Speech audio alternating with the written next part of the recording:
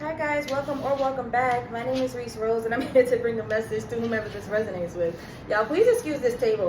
It's like every time I wipe it down, it seems so clean. Like, once it's wet, it's like, yeah, but once it dries, all the imperfections just like pop out. So I got real crafty and creative. This is also my work station. I do a couple of rituals on this table as well. So we got candle wax embedded in it. It's like embedded into it. I gotta figure out how I'm gonna do that. Just scrape it off. I think I gotta get something with bristles. Anyway, welcome or welcome back. My name is Rees Rose and I'm here to bring a message to whomever this resonates with. Let's go ahead and dive in and see what we got for you guys right now, okay? Nine of Wands. Queen of Cups. Ooh. I don't know what just threw that up. The Tower. Okay. Ooh. We still working off this energy. I literally just closed out a reading in regards to somebody who may be in your frequency that you're giving a lot of grace to. Somebody who you see so much potential in, who you know deep down is not for you, okay? I just closed out a reading in regards to that, and it seems as if this is piggybacking off of that. This is the same energy. So, whew, we got the Nine of Cups. The Nine of Wands. Excuse me. This doesn't belong here. My apologies. But we got the Nine of Wands. Yeah, this is definitely that. This is definitely that. Okay, I don't even know where we go from here. I think we're going to go into this deck. Because I already know what's going to come out of the What's the Tea deck. So we are not even going to pull those cards because I am just simply going to elaborate. But all right. Oh, we might be able to get 3 of these. Actually, yes, I'm curious. All right, so this person, yo, all right, piggybacking off the energy that I just closed out of. If you're not familiar, go ahead and tap into that. It could be before or after. I'm still going to put you on, okay? Before or after this reading, that's totally up to you. But for it to tie in, for it to make sense, I do want you to tap into that. I might title this part 2. I'm not too sure yet, depending on how this unfolds. But all right, so we have this Nine of Wands. That'll be them. This person seems as if there's so much that they would have to do to be able to catch up to you, okay? They look at you as somebody who's a queen. You're royalty. You're sitting on a throne, and they're just looking at you. I don't want to call them a peasant, but they're down there, like, look at their clothes. Like, they got... their shit don't fit them, it's falling off their shoulders, probably a little worn out. They've been wearing it for a couple of days. They tired. Yeah, they're using that staff as a means of like assistance to hold them up. They're really tired. They want to collapse and fall over. That's the energy that this person's giving. And you're over here comfortable. Your feet don't hurt. Your feet are up. You're the Queen of Cups. You're just cool. You just cool like that. You cool like that. You cool like that. You cool. But with this Queen of Cups energy, though, this is the nurturing that's coming out of you. This is you tapping into you seeing their potential and holding so much space for them, even if this person is sending you a lot of bad juju, okay? This person doesn't really have it out to be the best of friends to you with the best intentions. This person kind of just sees where they are compared to you are, and they want to take what you have. Instead of celebrating you and taking notes and seeing how you can actually benefit their life to pull them up, instead of doing that, they'd rather pull you down. All right, so excuse me. So they'd rather pull you down. All right, so this Queen of Cups is in line with this Five of Wands. It's giving like no matter what you do, there's always going to be a challenge, an issue. This person's always going to see you as competition, even if you hold a lot of grace for them. Even it's like the more grace that you hold for them, the more it's an issue, the more it's a challenge, because this person's like, damn, like you're so nice, like you're such a great person. Even when I'm shitty towards you, you're just that much sweeter. It's like, yo, nothing I'm doing is working. Nothing can bring you down.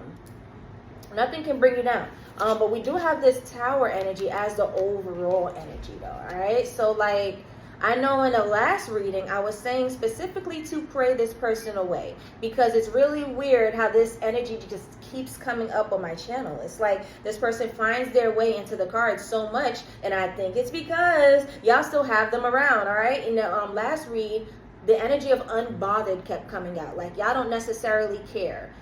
Y'all are picking up on, you know, their weird vibes and stuff, but you're Ray Charles to the bullshit. You know, like you're turning your nose up and you're still doing what you got to do. That's not enough, okay? Because this person is still in your frequency. They're still, even though you're not engaging in that, you're not entertaining that, you have your back towards it, it's not enough. This person is still close to you, and they're radiating, they're vibrating very low. Like, think of their aura being very visible, and that shit, if you're close enough, will hit you, okay? Even if you're not paying attention to them, they will bring you down. Misery loves company, and that's exactly what they want. They want you to be down like them. So even if you're not actually engaging in what they got going on, you being around them long enough, eventually it's going to rub off on you, okay?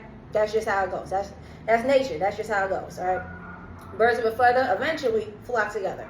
But so yeah, that's the Tower energy.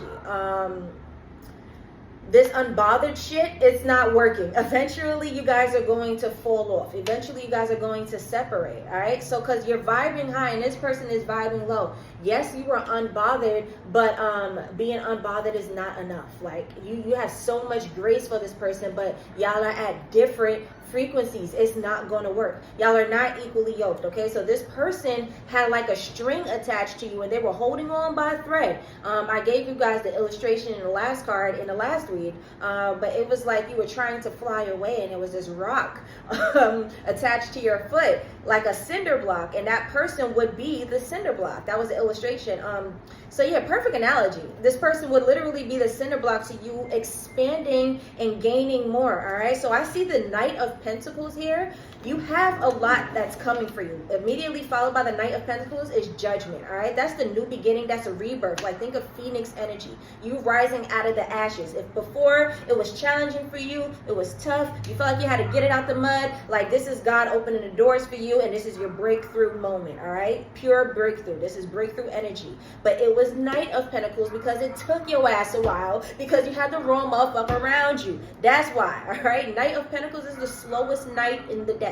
It is slow but sure though. So this blessing that is for you, it's inevitable. It has your name written on it. So it was written in the stars already. This opportunity was never going to pass you, which is why this Tower moment is present. It's like, all right, enough's enough. Like, your team ain't playing no more. Like, you still got this person around you, let me do it. If you ain't gonna walk away, if you ain't gonna cut this person off, I will. Because you made the decision, the declaration, to work for God. You know that you're going to keep ascending. You're going to keep growing in the name of love, in the name of just being one with the universe, in the name of God, period. So like, you work for God, and no matter what comes to you, you're not changing who you are. You're still who you are, which is why you were able to offer this person so much grace. But there's a way about it. Like, there's a way you got to do it, all right? With this Tower moment is going to come a 10 of Swords. 10 is the number of completion. 10 of Swords came out in the last read as well. But 10 of Swords is in line with this 9 of Wands. So like,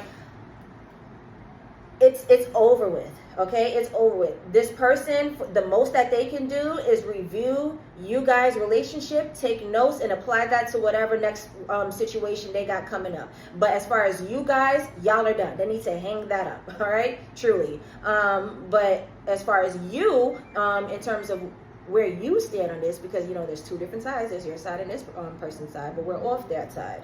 We're talking about you. In regards to this 10 of Swords, this is going to alter your way in which you operate as the Queen of Cups, okay? So it's not changing you, but you're going to have a lot more discernment. Your discernment is going to be a lot sharper, all right? It's the 10 of Swords. It's the suit of the mind, all right? It's the completion, but of the mind. So the thought cycle that you've had in regards to, like, you know, just putting yourself out there for the wrong souls, like, love them from a distance, pray for them. I don't know, work as ritual or spell behind closed doors, but you don't have to go close enough to get yourself shot, all right? Because this person is busting them, you know, of course. But like, they would love to hit you with their best shot, for you to come down a little longer. I mean, to come down a little to where they are, for you to be the wounded warrior like them. Fuck no. All right, so over here.